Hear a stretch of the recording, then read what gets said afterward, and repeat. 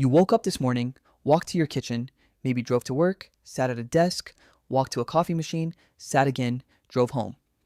If you are being generous, you covered maybe 3 to 5 miles today, around 5 to 8 kilometers. You would not have survived a single week as your ancestor. The real answer to how much ancient humans traveled in a day is not just a number. It completely reframes what your body is, what it was built for, and why sitting in a chair for 8 hours feels so quietly, persistently wrong. So let us find out. Go back 300,000 years. Your ancestors are Homo sapiens, just like you. Same brain, same body, same feet. They are living in small nomadic bands across the African savanna, and on any given day, they are moving. A lot. But how much exactly? Researchers at Duke University wanted to find out. So they did something remarkable. They went to Tanzania and spent years studying the Hadza people, one of the last remaining hunter-gatherer societies on Earth. The Hadza do not farm. They do not raise livestock. They live almost exactly the way your ancestors lived for the vast majority of human history. The researchers attached GPS trackers and heart rate monitors to Hadza men and women, and then they watched.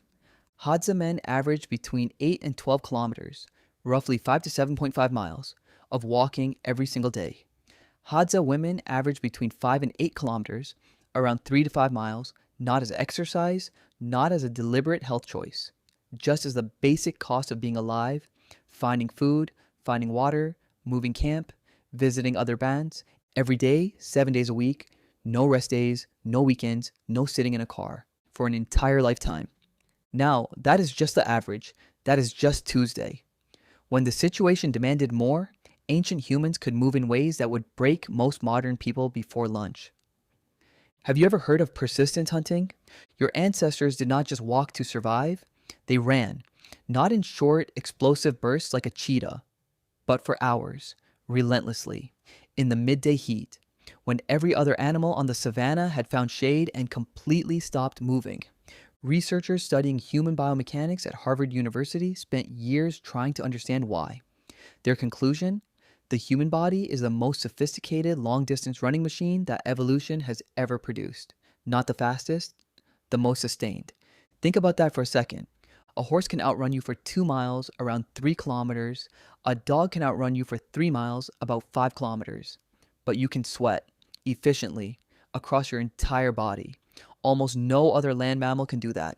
So you keep running and running, and the animal overheats and collapses, and you are still running. Hunters in the Kalahari Desert have been documented chasing prey animals for distances of up to 35 kilometers, that is 21 miles, in a single hunt, in desert heat, on bare feet, in one morning, 21 miles before lunch. So when we ask how much ancient humans traveled in a day, the answer has 2 layers. There is baseline daily movement. The 8 to 12 kilometers or 5 to 7.5 miles, that was just normal life. And then there is peak movement. The hunting days, the migration days, the days when survival demanded everything. And the body doing all of that, it is yours. Same hardware, completely different demands. But let us talk about something even bigger than daily movement. Let us talk about migration, because this is where the numbers become almost impossible to wrap your head around. Modern humans left Africa approximately 60,000 to 70,000 years ago. They walked from the Horn of Africa all the way to the southern tip of South America, the entire planet, colonized on foot in roughly 50,000 years. If you trace the archaeological record of that migration and divide the total distance by the number of generations, you get something surprising. Each generation only needed to move about 40 kilometers, roughly 25 miles, further than the last. Per generation, not per day. That sounds small. But think about what 40 kilometers into the unknown actually means. No maps, no roads, no idea what is on the other side of the next mountain range. A group of 20 to 30 people carrying everything they owned, navigating by stars and landmarks and stories passed down through generations, moving 25 miles into the unknown every 25 years. And they did it until they had covered the entire surface of the earth. Researchers tracing these migration routes across Southeast Asia and into the Pacific found something unexpected. It was not a slow, cautious crawl. It looked almost like urgency. a sustained directional movement covering thousands of kilometers, thousands of miles, in what are, geologically speaking, very short periods of time. These were not people wandering aimlessly, they were going somewhere. They just did not know where yet. Now, here's something that might surprise you about your own body. The bones of ancient humans look different from yours, noticeably different. Researchers comparing the bone density of pre agricultural humans to modern humans found significant differences, especially in the leg bones, hip joints, and lower spine. The bones of hunter gatherers are denser, heavier, more robust, not because they were a different species, but because of how bone actually works. Here's the thing: most people do not know about bones. They are not static. They are more like a living material that constantly rewrites itself based on what you ask of them. Use them hard, stress them repeatedly, and they grow stronger to meet the demand. Leave them unstressed, and they quietly thin out. Because why maintain something you are not using? Your ancestors did not go to the gym. They did not take calcium supplements. They just walked and ran and carried things every single day.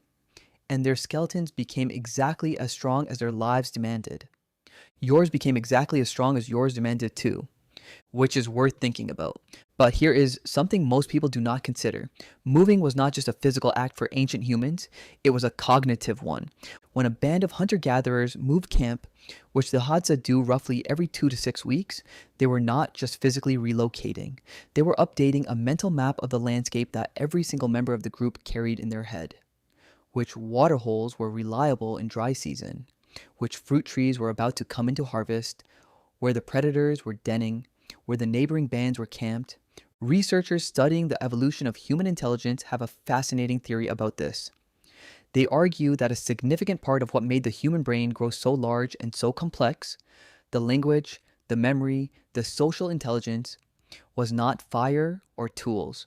It was the demands of moving together across a large landscape. Think about it like running a logistics operation with no technology. You need to remember where everything is across 500 to 3,000 square kilometers. That is roughly 200 to 1,200 square miles. You need to communicate that to 25 other people. You need to plan 3 days ahead. You need to negotiate with neighboring groups for access to their territory. You need to keep everyone moving in the same direction without anyone falling behind. No phones, no maps, no notes, just memory, language, and the knowledge that getting it wrong meant your group did not eat. Walking, in other words, built the human mind.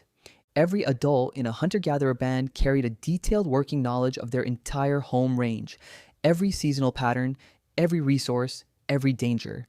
That is an extraordinary amount of information to carry, and they carried it while covering 10 kilometers, about 6 miles, a day. So let us come back to the question: how much did ancient humans travel in a day? Between 8 and 12 kilometers, 5 to 7.5 miles on a quiet day, up to 35 kilometers, 21 miles on a hunting day, and across a lifetime, migration distances that covered entire continents. Now, here is the part that connects all of this to you, who's sitting here right now. There is an idea in evolutionary medicine that goes like this: your body was designed for one environment. It is being asked to operate in a completely different one. And in the gap between those two things, something goes quietly wrong. Think of it like this: imagine you built a car specifically for off-road terrain. Thick tires, high suspension, a powerful engine built to handle rough ground. Then you parked it in a garage and never drove it. The engine would not just stay in perfect condition, it would slowly deteriorate. Not because anything broke, but because it was built to be used. Your body is that car. It expects to walk 10 kilometers, around 6 miles, today. It expects to carry things. It expects uneven terrain and unpredictable conditions and occasional periods of real physical demand. And when it does not get those things, day after day, year after year, the cardiovascular system weakens, the bones thin, the metabolism slows, the mood flattens, the back aches. Not because something is wrong with you, because something is missing from your environment. The ancient human who covered 10 kilometers across the savannah this morning did not call it a workout. They did not track it on a fitness app. They did not feel virtuous about it afterward. It was just Tuesday. Your body still thinks it is Tuesday. It is still waiting for you to start moving.